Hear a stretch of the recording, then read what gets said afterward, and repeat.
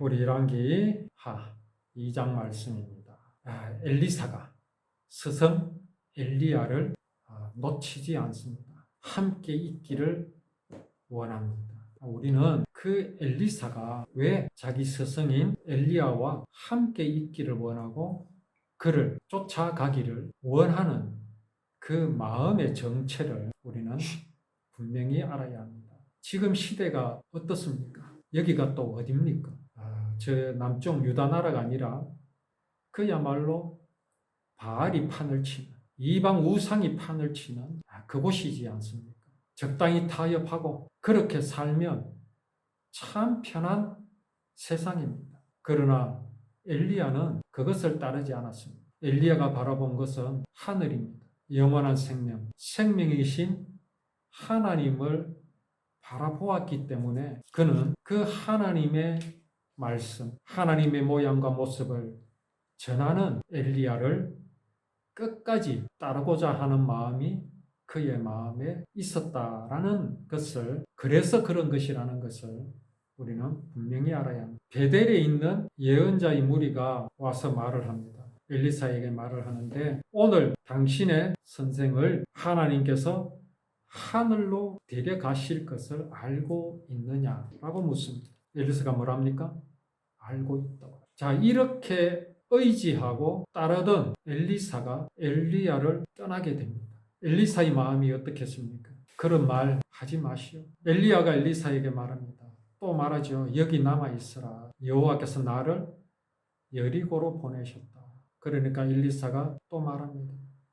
여호와께서 살아계심과 선생님의 살아계심을 두고 맹세하노니 저는 결코 선생님을 떠나지 아니하겠습니다. 그러니까 엘리야가 엘리사와 함께 또 여리고로 갑니다. 거기에서 또 예언자의 무리가 또 엘리사에게 말합니다. 여호와께서 오늘 당신의 선생을 하늘로 데려가실 것을 알고 있느냐? 엘리사가 뭐라 그럽니까?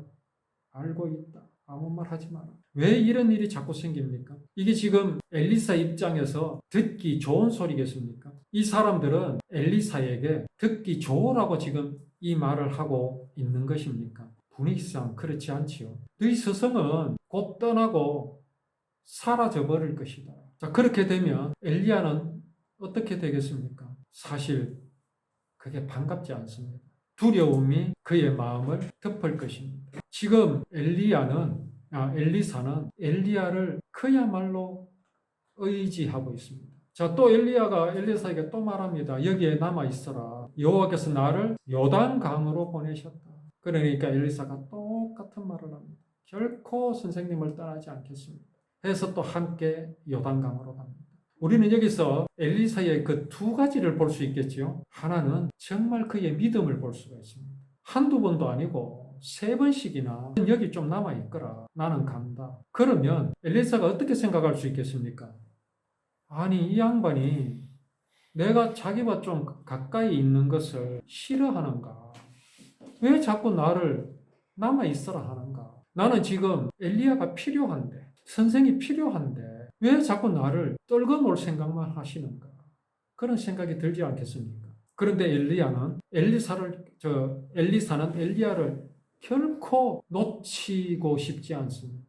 무슨 이유가 있을까요? 당연히 첫째는 믿음입니다.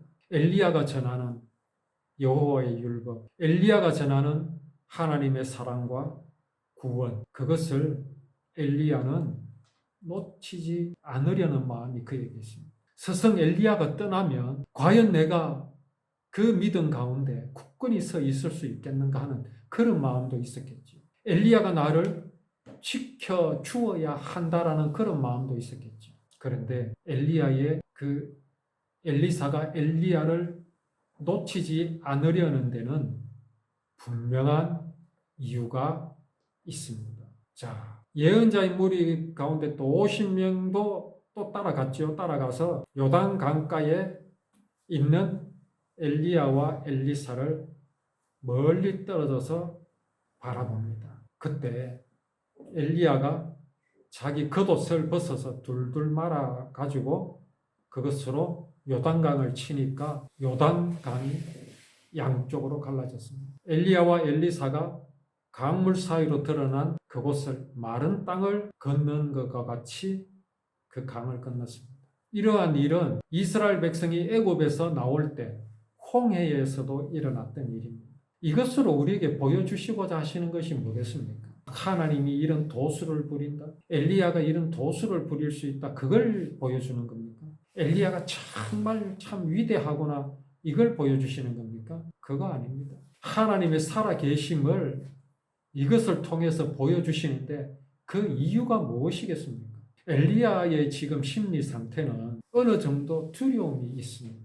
자기 스승 엘리야가 이 세상을 떠나게 되면 나는 앞으로 어떻게 할 것인가 하는 막연한 두려움이 그에게 있을 수 있지요. 그에게 하나님께서는 보여주십니다. 하나님의 살아계심. 요단강이 갈라지고 홍해가 갈라지는 게 그게 뭐 대수입니까? 그거 아무것도 아닙니다. 정말 홍해가 갈라지는 것, 요단강이 갈라지는 것보다 어려운 것이요. 사람의 다친 마음. 그 사람의 다친 마음은요. 요단강이 갈라지는 것보다 더 어렵습니다. 애굽에서 나올 때 그 홍해가 갈라지는 것보다 더 어렵습니다. 그 아무것도 아닌 요단강이 갈라지는 것, 엘리야가 엘리사 앞에서 보여준 왜요? 하나님의 능력, 하나님의 살아계심을 보여주기 위해서입니다. 지금 엘리야가 엘리사 앞에서 객기 부리는 게 아닙니다. 엘리야가 능력이 있어서 요단강이 갈라진 겁니까? 아니지요. 강을 건넌 뒤에 엘리야가 엘리사에게 말합니다. 여호와께서 나를 데려가시기 전에 내가 너에게 무엇을 해주기를 원하느냐. 자, 여기서 이제 엘리사의 중요한 말이 나오죠. 선생님의 영적인 능력의 2배를 나에게 주십시오. 엘리사가 무엇을 구하고 있습니까? 능력을 구합니다. 이 능력이 무엇일까요? 요단강을 쩍쩍 가르고 홍해를 막 쩍쩍 가르고 그런 겁니까? 그거 아무짝에도 쓸모없습니다. 그거 가르면 뭐 할 건데요? 요단강을 갈라서 마른 땅처럼 건너가서 뭘 할 겁니까? 그게 무슨 의미가 있습니까? 아무 의미 없습니다. 그러나 사람이 그것을 보았을 때는 뭘 보겠습니까? 와, 엘리야가 대단하구나. 엘리사가 대단하구나. 그런데 엘리사는 그걸 전하겠습니까? 내가 요단강을 갈랐다. 엘리사가 그걸 전하겠습니까?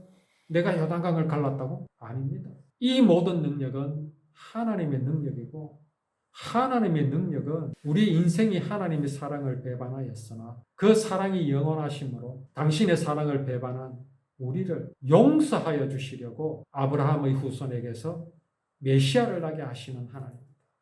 구원을 이루실 하나님입니다. 그걸 나타내는 것. 그렇다면 엘리사가 엘리야에게 선생님의 영적인 능력을 2배나 나에게 달라 하는 이 말은 무엇이겠습니까? 내가 선생님보다 2배나 더 능력을 보여서 2배나 더 강한 도수를 내가 막 부리게 해주십시오. 그겁니까? 아닙니다. 하나님의 구원의 그 복음, 여호와의 율법을 당신보다 2배나 더 완전하고 완벽하게 전할 수 있게 내게 말씀의 능력을 2배나 더하여 달라. 그겁니다. 그러기 위해서 미련한 사람들에게 무엇을 보여줘야 되겠습니까? 요단강이 갈라지는 모습 사람에게는 필요합니다. 그것만 보여줄 게 아니거든요. 이렇게 하신 하나님이 우리를 구원하셨다라는 그 말씀을 전할 수 있는 능력을 엘리사는 그의 스승 엘리야에게 요청하는 겁니다. 그러니까 엘리야가 뭐라고 말합니까? 참 어려운 것을 구하는구나. 그러나 여호와께서 나를 데려가시는 것을 네가 보면 그것을 받을 수 있을 것이다 라고 말합니다. 만약에 네가 그걸 목격하지 못한다면 받지 못할 것이다. 그 능력을 엘리야가 주는 거 아닙니다. 엘리사는 그의 스승 엘리야에게 요구를 했지만 그 능력을 주시는 이는 엘리야가 아니라 하나님이십니다. 하나님께서 그걸 허락하실 것이라는 말을 지금 엘리야가 엘리사에게 말하고 있습니다. 그때 어떤 일이 일어났습니까?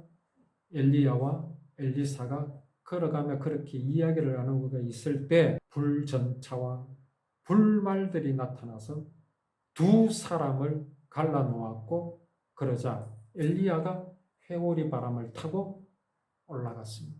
누가 목격합니까? 엘리사가 목격했습니다. 그 앞에 무슨 말을 엘리야가 했지요? 내가 하늘로 올라가는 것을 만약에 본다면은 네가 요구한 능력 나보다 2배를 받을 것이다. 엘리사가 말한 그것을 하나님께서는 이루어 주십니다. 엘리야가 어떻게 됐습니까? 살아서 하늘로 들리움을 받습니다. 근데 이게 좀 이상하지 않습니까? 엘리야가 우리가 뭐 성경을 해서 엘리야 그러니까 제법 많은 부분을 차지할 것 같은데 불과 열왕기하 1장 잠깐 나타납니다. 그렇죠? 그리고 2장에서는 한 중간쯤 그냥 사라져버립니다. 하나님께서 데려가심으로 세상에 있지 않습니다. 아니 뭐 별것도 아닌데 별것도 아닌 사람인데 엘리야는 들림 받습니다. 그런 사람이 또 한 사람이 있었죠. 에녹입니다. 에녹이 뭐 했습니까? 성경에 딱 한 줄로 말씀하시죠. 하나님과 동행하였다. 동행. 근데 그 동행이라는 게 결정적인 겁니다. 하나님께서는 에녹을 데려가심으로 사람들 가운데서 어느 순간 데려가심으로 하나님의 사심을 살아계심을 보여주시는 것이죠. 오늘 엘리야가 에녹과 같이 들림을 받는 걸 누가 봅니까? 엘리사가 봤습니다. 가장 결정적인 하나님의 주고자 하시는 그것은 누가 봤습니까? 엘리사가 봤습니다. 하나님께서 주시고자 하시는 것이 무엇이겠습니까? 하나님의 복음입니다. 율법을 통해서 하나님께서 이루고자 하시는 것을 하나님은 누구를 통해서? 엘리사를 통해서 엘리야보다 2배나 더 강력하게 이스라엘에 복음을 전할 수 있도록 하나님께서는 엘리사에게 크신 은총을 내려주시는 장면입니다. 엘리야가 비록 열왕기하 1장에서 열왕기하 2장 잠깐 그렇게 등장하였지만 엘리야는 어디에서 복음을 전했습니까?